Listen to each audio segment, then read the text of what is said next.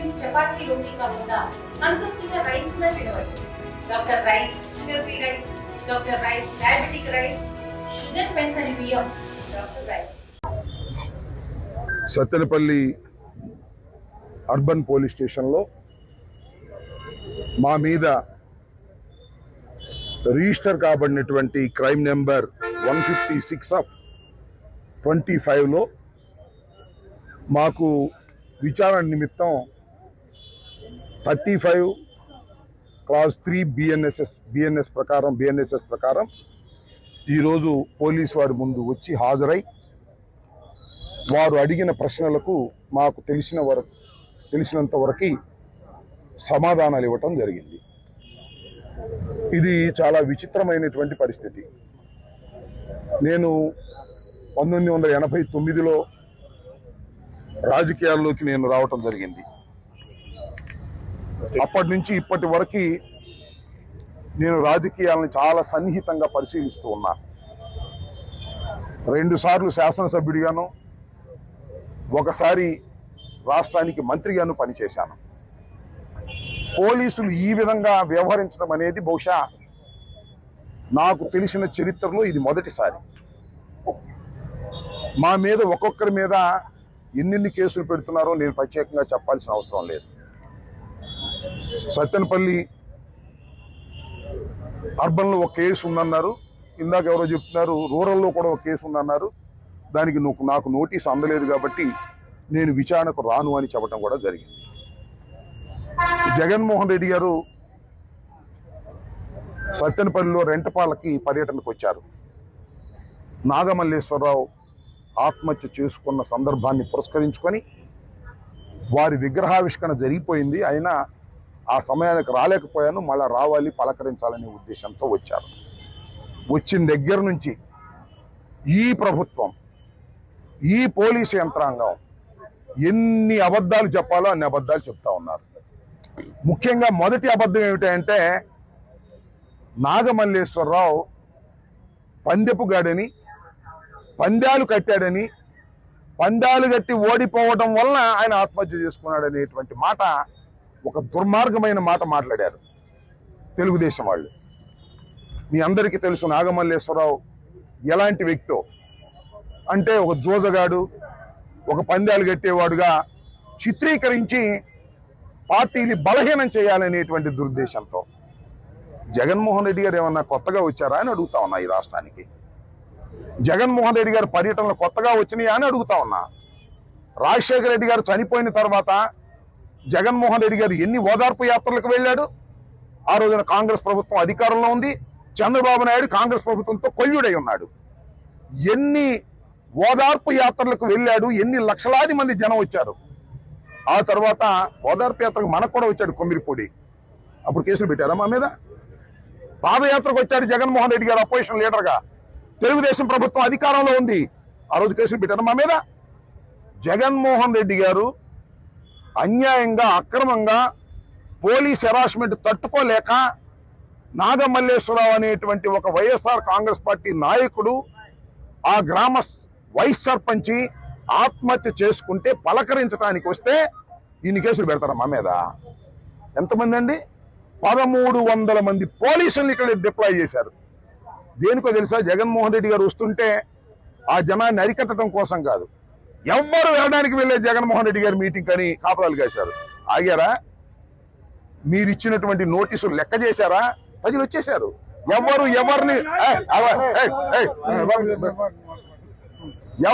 ఎవరిని కూడా సమీకరించరా.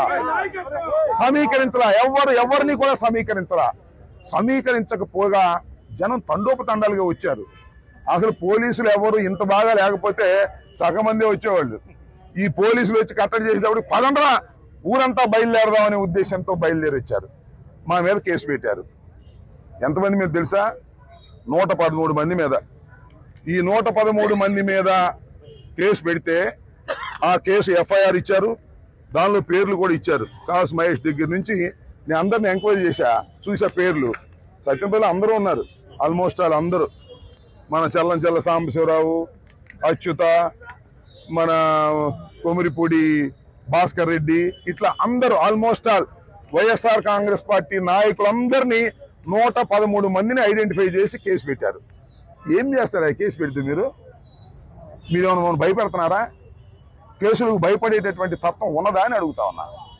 ఈ ప్రభుత్వం అధికారంలోకి వచ్చిన దగ్గర నుంచి కేసులు పెట్టాలి, అణచాలి అనేటువంటి ప్రయత్నమే ఈ ప్రభుత్వం చేస్తూ ఉన్నది. మీకు గుర్తుందో లేదో, మాకు ఇవాళ 41 నోటీస్ ఇచ్చారు.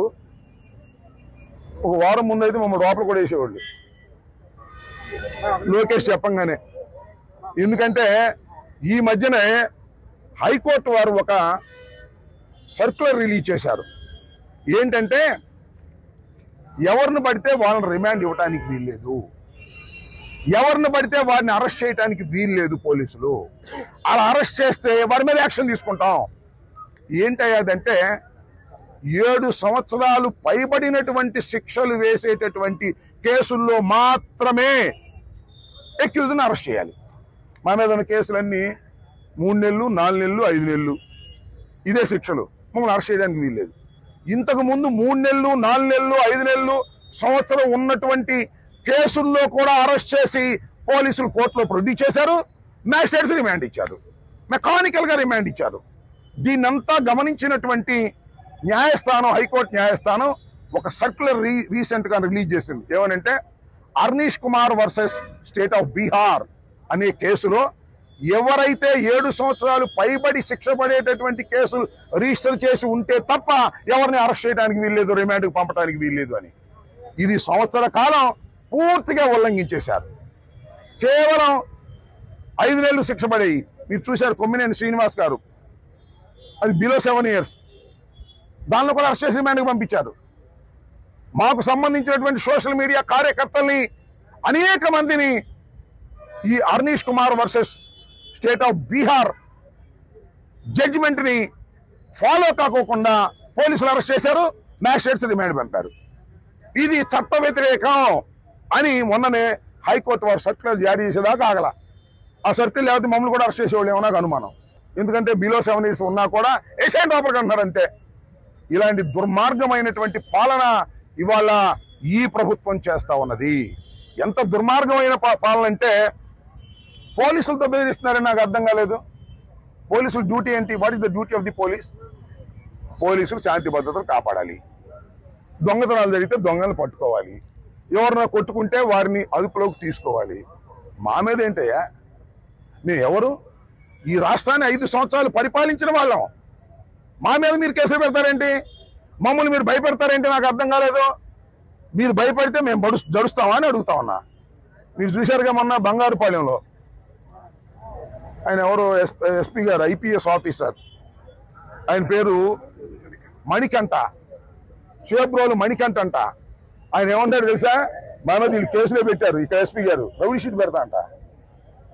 ఎవరైనా జగన్మోహన్ రెడ్డి గారు మీటింగుకు వెళ్తే రౌడీ షీట్ పెడతా, ఎవరైనా జగన్మోహన్ రెడ్డి గారి మీటింగుకు జనాన్ని సమీకరిస్తే రౌడీ షీట్ పెడతాం అని అంటున్నాడు. ఎవరు? ఒక ఐపీఎస్ ఆఫీసర్ అంటున్నాడు. ఏమండి ఐపీఎస్ ఆఫీసర్ గారు, మీరు ఇండియన్ పోలీస్ సర్వీసులో కష్టపడి చదువుకొని పైకి వచ్చినటువంటి వ్యక్తి, మీరు చంద్రబాబుకు చెంచాలాగా పనిచేయడానికి వచ్చారని అడుగుతా ఉన్నా. ఇవాళ ఎంత దారుణం అంటే, ఇక్కడ మనకు ఐపీఎస్ ఆఫీసర్ ఉన్నాడు, డీజీపీ గారు హరీష్ కుమార్ గుప్తా, ఆయన కూడా చంద్రబాబుకు చెంచానే. మళ్ళా ఇంకో ఆయన ఉన్నాడు, మన ఐజీ గారు, ఆయన పేరేంటి, త్రిపాఠి, సర్వశ్రేష్ఠ త్రిపాఠి. వీళ్ళిద్దరూ కలవటం, మణికంఠ లాంటి వాళ్ళు కలవటం, ఇంకా వీళ్ళుగా కొంతమంది రహస్యంగా రిటైర్ అయిన పోలీస్ ఆఫీసర్లు ఉన్నారు, చంద్రబాబు నాయుడు చెంచాలి. వీళ్ళందరూ కలిసి మా మీద కేసులు పెడతారంట, మమ్మల్ని లోపలేస్తారంట.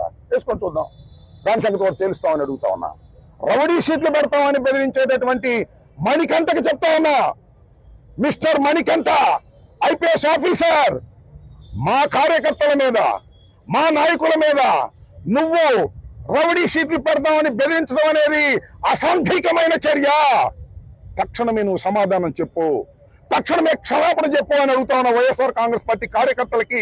మణికంఠ తక్షణమే సమాధానం చెప్పకపోతే నీ అంతు తేలుస్తాం చట్టపరంగా అని కూడా మనం చేస్తున్నాం. ఇష్టం వచ్చినట్టు రాజకీయ నాయకుల మీద నువ్వు రౌడీ షీట్లు ఓపెన్ చేస్తావా? మేము ఎందుకు వచ్చాం రాజకీయాల్లోకి? ప్రజాసేవ చేయాలనే ఉద్దేశంతో రాజకీయాల్లోకి వచ్చాం. కింద పడుతున్నాం, మీద పడుతున్నాం, అనేక కష్టాలకి నష్టాలకి వచ్చి జగన్మోహన్ రెడ్డి గారి వెంట నడుస్తున్నాం. మీరు ఆంక్షలు పెట్టండి, ఆంక్షలు మేము తిరస్కరిస్తేనో, మేము ఆంక్షలు పాటించకపోతేనో ఆ చట్టబద్ధమైన కేసులు పెట్టండి, ఎదుర్కొంటాం. రౌడీ షీట్లు ఓపెన్ చేస్తారంట, ఇంకా నేను మర్డర్ కేసు పెడతాను అలా డెడ్ బాడీ దొరకంగానే. ఏమిటా మీ బెదిరింపులు? నాకు అర్థం కాదు. మీరు ఎవరు? మీరు ఐపీఎస్ ఆఫీసర్లు, మీరు లా అండ్ ఆర్డర్ కాపాడవలసిన వాళ్ళు తప్ప జగన్మోహన్ రెడ్డి గారి పార్టీని, వైఎస్ఆర్ కాంగ్రెస్ పార్టీని కేసులు పెట్టి అణచాలని మీరు ప్రయత్నం చేస్తే అణిగిపోయేంత అమాయకులు మేము. ఎన్ని చూసి వచ్చాం మణికంఠ, నీలాంటి వాళ్ళని చూసి ఇక్కడికి వచ్చాం. ఎన్నో కష్టాలు పడ్డాం, నష్టాలు పడ్డాం, ఓడాం, గెలిచాం. రాజశేఖర రెడ్డి గారి వెంట నడిచాం. రాజశేఖర రెడ్డి గారు అన్నమాట ఎన్ని మీటింగ్లకు వెళ్ళామని ఎప్పుడైనా కేసు పెట్టారా? రాజశేఖర రెడ్డి గారు అన్నమాట ఇన్ని మీటింగ్లకు వెళ్ళాం, ఎప్పుడు కేసు పెట్టలా. జగన్మోహన్ రెడ్డి గారు అన్నమాట ఇన్ని మీటింగ్లకు వెళ్ళాం, ఓదార్పు యాత్రలో కేసు పెట్టలా. పాదయాత్రలో ఇన్ని మీటింగ్లకు వెళ్ళాం, కేసులు పెట్టలా. ఇవాళ కేసులు పెడతారు. ఎందుకో తెలుసా? బాబు గారు వచ్చాడు, లోకేష్ బాబు గారు, ఆయన చెప్పి నడుస్తున్నారు. ఈ సర్వశ్రేష్ఠ త్రిపాఠి, మణికంఠ, ఆయన హరీష్ కుమార్ గుప్తా, ఇదంతా ఒక కోటరీ అయ్యి పోలీసుల్లాగా వ్యవహరించడం లేదు, వాళ్ళే రౌడీలాగా వ్యవహరిస్తున్నారు. చట్టం చేతిలో ఉంది కదా అని వాడి చేతిలోకి తీసుకునేటటువంటి ప్రయత్నం చేస్తున్నారు. ఇది అన్యాయం, అక్రమం. పోలీసు వారికి మేము సహకరిస్తాం. నోటీస్ ఇవ్వండి, వస్తాం, సమాధానం చెప్తాం, కోర్టులకు వెళ్తాం, కోర్టులో మీ సంగతి తేలుస్తాం. కేవలం హరీష్ కుమార్, అర్నేష్ కుమార్ వర్సెస్ బీహార్ అనే కేసుని మీరు ఫాలో కాకుండా చేసిన అందరి ఎస్ఐల మీద, అందరి ఇన్వెస్టిగేషన్ ఆఫీసర్ల మీద ప్రైవేట్ కేసులు పడేస్తాం. గుర్తుపెట్టుకోండి, వదిలిపెట్టాం. ఇప్పుడు ఒక సంవత్సరం పాటు మీ ఇష్టం చేశారుగా, అందరి మీద కూడా కేసులు పెడతాం. పోలీస్ ఆఫీసర్లైనా కూడా వదిలిపెట్టే ప్రశ్నే లేదని కూడా ఈ సందర్భంగా నేను మనవి చేస్తున్నాను. మేము ఏమి చేసినా చట్టబద్ధంగానే చేసేటటువంటి వ్యవహారం కానీ చట్టానికి వ్యతిరేకంగా చేసేటటువంటి మనుషులం కాదు. మేము ప్రజల నుంచి వచ్చినటువంటి మనుషులం. మా మీద మీరు ఇలాంటి పిచ్చి పిచ్చి కేసులు పెట్టి మమ్మల్ని బెదిరించాలనుకుంటే బెదిరిపోవడానికి మేము సిద్ధంగా లేము. 113 మంది కేసులు పెట్టారయ్యా. 113 మంది కూడా ధైర్యంగా ఉండండి. ప్రతి వాయిదాకి వెళ్దాం, మేము కూడా వస్తాం. పిక్నిక్ వెళ్ళినట్టు వెళ్దాం. ఈ కేసులు నిలబడేది కాదు, చచ్చేది కాదు. ఆ 113 మంది కాక ఇంకెవరన్నా కూడా పెట్టే అవకాశం ఉంది, ఎందుకంటే ఇన్వెస్టిగేషన్ కంప్లీట్ కాలేదు కాబట్టి. 113 మందిలో ఒక 10 మంది మాత్రం అవుట్ సైడ్ వాళ్ళు ఉన్నారు. కరోనా మా సత్యనపల్లి వాళ్ళే. అందరి పేర్లు చూసా, ఆ లిస్టు చూస్తే మా నాయకులు ఎవరు అర్థమైపోద్ది. అందరిని మా నాయకులు ఎతికెతికి పెట్టారు. పెట్టకపోతే మా నాయకుడు కాదు ఏమైనా దశకొచ్చింది వారం. కాబట్టి ఇలా దుర్మార్గమైనటువంటి ఒక పోలీసు రాజ్యం ఇవాళ రాష్ట్రంలో నడుస్తూ ఉంది. ఎన్నాళ్ళు నడుస్తూ కూడా చూస్తాం. లోకేష్ రాజ్యం ఎన్నాళ్ళు నడుస్తూ కూడా చూస్తాం. ఇలాంటి ఉడత ఊపులకు బెదిరిపోవడానికి వైఎస్ఆర్ కాంగ్రెస్ పార్టీ నాయకులు, కార్యకర్తలు సిద్ధంగా లేరు. కొందికి రాటు తేలుతారు. ఈ ప్రభుత్వం సంగతి తేలుస్తారు. మా మీద కేసులు పెట్టం కాదురా మొగడా, ఇచ్చిన హామీలు నెరవేర్చుకునే కార్యక్రమం చూడండి అయ్యా బాబు అంటే అది లేదు. అయ్యా ఇచ్చిన హామీలు నెరవేర్చడం అయ్యా అంటే నీ నాలుగు మందం అంటున్నాడు చంద్రబాబు. ఆయన నాలుగు మాత్రం భలే పలచన, చెప్పిన అబద్ధం చెప్పకుండా చెబుతాడు. నిన్న చెప్పాడు చూసారా, తల్లికి వందనం అంట, లోకేష్ బాబు ఆలోచన అంట. ఏం పోయేకాలం వచ్చిందా? జగన్మోహన్ రెడ్డి గారు పెట్టినటువంటి అమ్మ ఒడి, దాన్ని కొద్దిగా మాడిఫై చేసి తల్లికి వందనం పెట్టావు. నీకు ఎప్పుడు రావాలి ఇట్లాంటి ఆలోచనలు? నీ జీవితంలో ఇప్పటికి 3 సార్లు ముఖ్యమంత్రి చేసావు. ఎప్పుడన్నా ఇలాంటి ఆలోచన వచ్చిందా? ఉచిత విద్యుత్ ఆలోచన వచ్చిందా? అమ్మ ఒడి ఆలోచన వచ్చిందా? ఫీజు రియంబర్స్మెంట్ ఆలోచన వచ్చిందా? 108 ఆలోచన వచ్చిందా? ఇవన్నీ రాజశేఖర గారికి, జగన్మోహన్ రెడ్డి గారికి వచ్చాయి. నీకు వచ్చిన ఆలోచన అంతా ఏంటంటే ఎవడు ఎదురుగితే ఆయన కేసులు పెట్టడం, రావలేయటం, పొక్కలు వేయటం, పెన్నుపోటు పడవటం. నువ్వు కేసులు పెట్టినా, జైల్లో పెట్టినా మేము భయపడేటటువంటి వ్యక్తులం కాదు. నీ సంగతి, నీకు సపోర్ట్ చేస్తున్నటువంటి పోలీసు వారి సంగతి కూడా తేలుస్తామనే విషయాన్ని కూడా దయచేసి మర్చిపోవద్దని మనవి చేస్తూ, ఇవాళ మరి మమ్మల్ని పిలిచారు, మేమందరం వచ్చాం. ఇంకా చాలా మంది ఉన్నారు. ఎంతమంది నువ్వు తీసుకు ఇలా ఎవరిని మేమేమి భయపడేటువంటి వ్యక్తులం కాదని ముఖ్యంగా సల్తెనపల్లి నియోజకవర్గ ప్రజలందరూ కూడా గుర్తుపెట్టుకోండి. తెలుగులో ఫాస్టెస్ట్ న్యూస్ ఇప్పుడు కొత్త అవతారంలో 5 సెకండ్లోనే పూర్తి వార్తా సమాచారం మీ చేతిలో.